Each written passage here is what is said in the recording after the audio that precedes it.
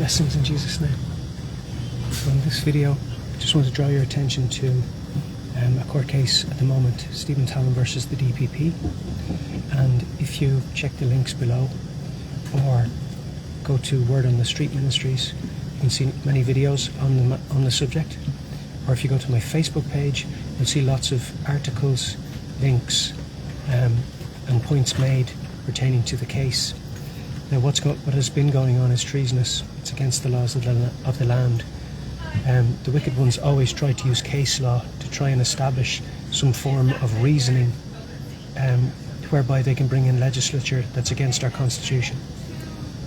So obviously they're breaking the law when they attempt to do that. Case law doesn't usurp the constitution, it simply can't. And politicians can't profess to know the law well enough to start implementing legislations under the noses of the people, yet out of sight of them. Right there, they're doing it, but not calling it to the public attention, the public conscious, to try and get these things under the radar so that they're in place, in effect, before you know it. And then it's exposed later on that they're breaking the laws of the land. And then they're running away like old children who won't come and finish their greens. Even though they've said, as the High Court, we will, test the constitutionality of Section 115 and 117. Do you know what they said? It remains an open question as to whether Section 115 and 117 are constitutional. You mean you abandoned doing what you said you would do? Can you imagine your mother sending you to clean your bedroom? She said, why didn't you make your bed? Well, mother, that remains an open question. And there is an appropriate time to answer that question. And then that's all you said. What do you think your mother would say to you? Oh, no rush. You tell me when you feel you want to give me a reason for not doing what you said you would do, and what you were instructed to do, and what you agreed should be done, and what it's important to communicate to the public, because it's a matter of grave import to the true social order and the fundamentals of law, presumption of innocence, impartiality, jurisdiction of An Garda Síochána, but all of the above and more. It remains an open question as to whether. Why are you 4 hours late? Mindy? Well, mother, that remains an open question. And there's an appropriate time to tell you that. What kind of nonsense is this from our High Court?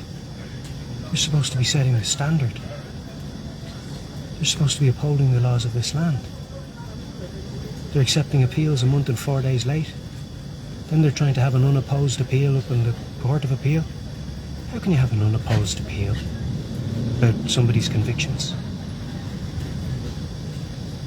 What nonsense. What absolute treason.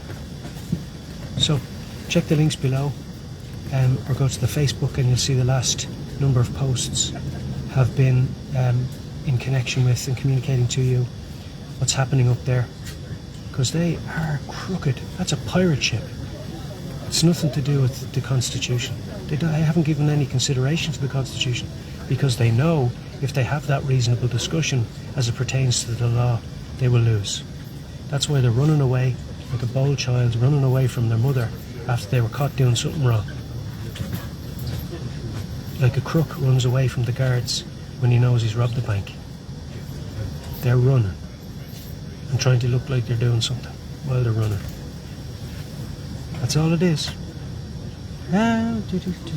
Change the subject a little bit. See? Why didn't you eat your greens? Hi, Mum. That's a lovely day.